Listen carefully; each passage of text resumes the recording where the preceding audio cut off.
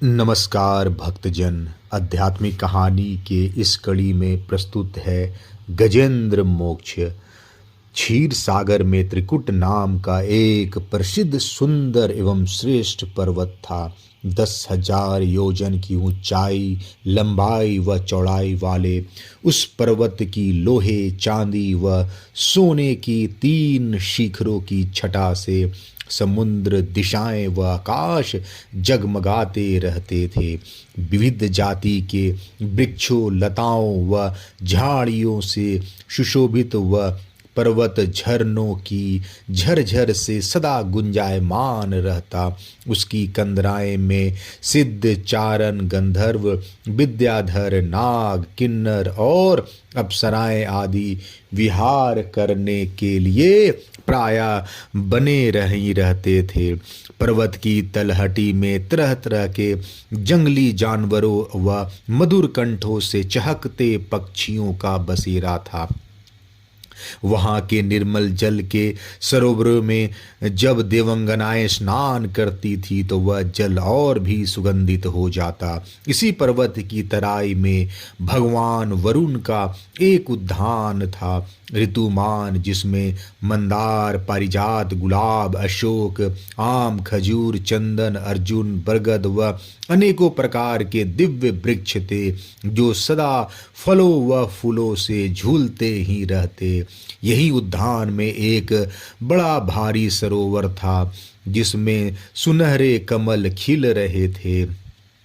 उस पर्वत के घनघोर जंगल में बहुत सी हथनियों के साथ एक गजेंद्र निवास करता था, जो वहाँ के बड़े बड़े शक्तिशाली हाथियों का सरदार था।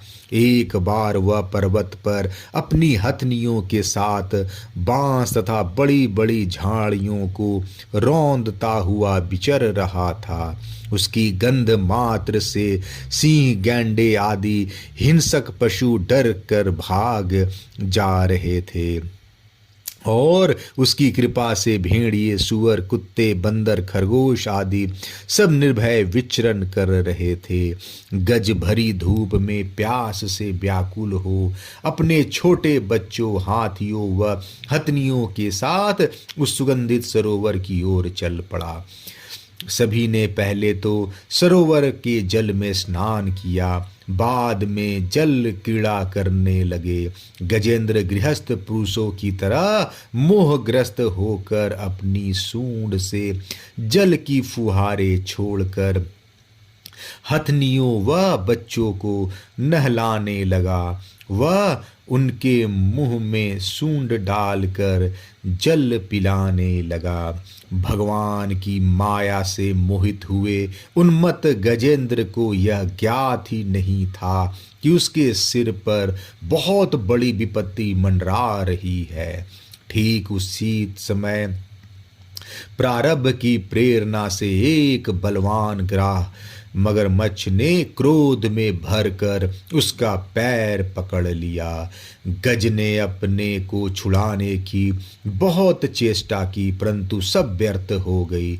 दूसरे हाथियों, हथनियों व बच्चों ने भी विकलता से चिंघाड़ते हुए सहायता करनी चाहिए, परंतु वे भी इसमें असफल रहे।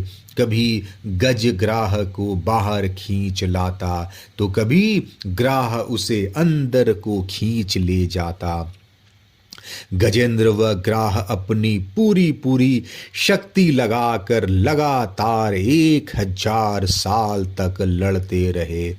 यह अनोखा युद्ध देखकर देवता भी आश्चर्यचकित हो गए। जल में लंबे समय तक खींचे जाने से गजेंद्र का शरीर व मन दोनों शिथिल पड़ गए और ग्राह तो ठहरा जलचर, अतः वह तो और अधिक उत्साह और बल से गजेंद्र को खींचने लगा। इस प्रकार देहाभिमानी गजेंद्र अपने प्राणों को संकट में फंसा देख विचार करने लगा कि यह विधाता की फांसी ही है। मैं स्वयं व मेरा संपूर्ण परिवार मुझे न बचा पाया। अब तो मैं संपूर्ण विश्व के एकमात्र आश्रय भगवान की ही शरण लेता हूँ, वे ही मेरी रक्षा करेंगे। अपनी बुद्धि में ऐसा निश्चय करके गजेंद्र ने अपने मन को हृदय में एकाग्र किया और फिर पूर्व जन्म में सीखे हुए श्रेष्ठ स्त्रोत के जप द्वारा अनेकों प्रकार से भगवान की स्तुति करने लगा। मैं उस भगवान को नमस्कार करता हूँ जो जगत के मूल कारण हैं, वे सबके हृदय में विद्यमान हैं एवं समस्त जगत के एकमात्र स्वामी हैं, जिनके कारण इस संसार की चेतनता का विस्तार होता है। वे ही सबके मूल हैं और अपने मूल में भी वही हैं। कार्य कारणों से अतीत प्रभु मेरी रक्षा करे। नट की भांति अनेक रूप धारण कर लीला करने वाले सर्वेश्वर प्रभु मेरी रक्षा करे। वे अरूप होने पर भी बहुरूप हैं, उनके कर्म अत्यंत आश्चर्यमय है। मैं उनके चरणों में नमस्कार करता हूँ।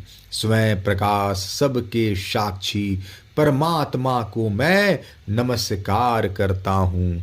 जैसे समस्त नदी झरने आदि का परमाश्रय समुद्र है, वैसे ही आप समस्त वेद और शास्त्रों के परमात्म हैं। आप परम तात्पर्य हैं, आप मोक्ष स्वरूप हैं और सब संत आपकी ही शरण ग्रहण करते हैं। अतः मैं आपको बारंबार नमस्कार करता हूँ। जैसे कोई दयालु पुरुष फंदे में पड़े हुए पशु का बंधन काट दे, वैसे ही आप मेरे जैसे शरणागतों की फांसी काट देते हैं। हे नित्य मुक्त परम करुणामय, आप अपने भक्तों का कल्याण करने में कभी आलस्य नहीं करते। आपके श्री चरणों में मेरा नमस्कार है। हे प्रभु, धर्म अर्थ काम और मोक्ष की कामना से मनुष्य आपका ही भजन करके अपनी अभिष्ट वस्तु प्राप्त कर लेते हैं। इतना ही नहीं, आप उन्हें सभी प्रकार का सुख देते हैं और अपनी ही जैसे अविनाशी पार्षद शरीर भी देते हैं। हे परम दयालु प्रभु, आप ही मेरा उद्धार करें। प्रभु, आप न देवता है, न असुर, न मनुष्य है, न पशु पक्षी, न स्त्री है, न पुरुष, ना ही नपुंसक, ना ही आप कोई साधारण या असाधारण प्राणी है। ना आप गुण है, न कर्म, न कार्य, ना ही कारण। सबका निषेध हो जाने पर जो शेष बच रहता है वो आप हैं, वही आपका स्वरूप है। आप ही मेरा उद्धार के लिए प्रकट हुए हैं। हे सर्वशक्तिमान माधुर्य निधि भगवान, मैं आपकी शरण में हूँ। ऐसी आर्त स्तुति सुनकर भक्त वत्सल करुणा वरुणालय सर्वात्मा भगवान श्री हरि बिना देरी के स्वयं वहां प्रकट हो गए और वेद में गरुड़ पर सवार हो बड़ी शीघ्रता से वहां के लिए चल पड़े जहां गजेंद्र अत्यंत संकट में पड़ा हुआ था। सरोवर में व्याकुल गजेंद्र ने जब आकाश में चक्रपाणी भगवान श्री हरि को देखा तो उसने अपनी सूंड से कमल का एक सुंदर पुष्प लेकर ऊपर को उठाया और आर्त भाव से बोला, नारायण भगवान, आपको नमस्कार है।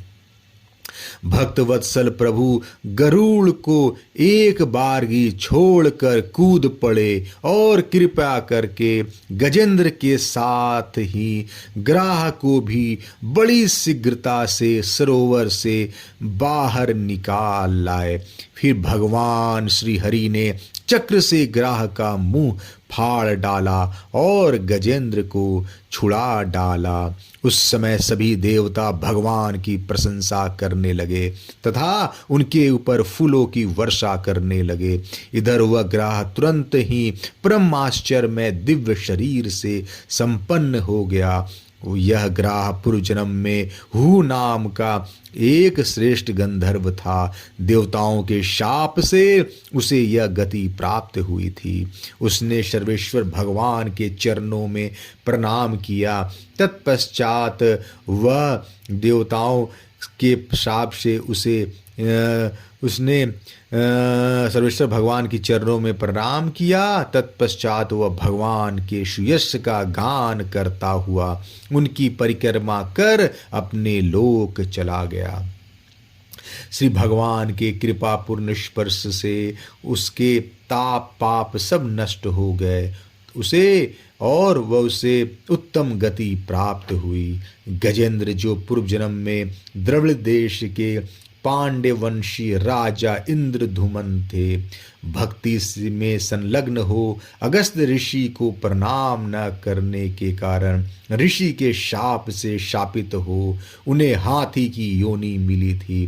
परंतु भगवान की आराधना का ऐसा फल है कि अंत समय में भगवान की स्मृति हो गई और अज्ञान के बंधन से मुक्त हो भगवान की ही रूप प्राप्त हो गया। भगवान ने उसे अपना पार्षद बना लिया और उसे साथ लेकर अपने ही अलौकिक धाम को चले गए।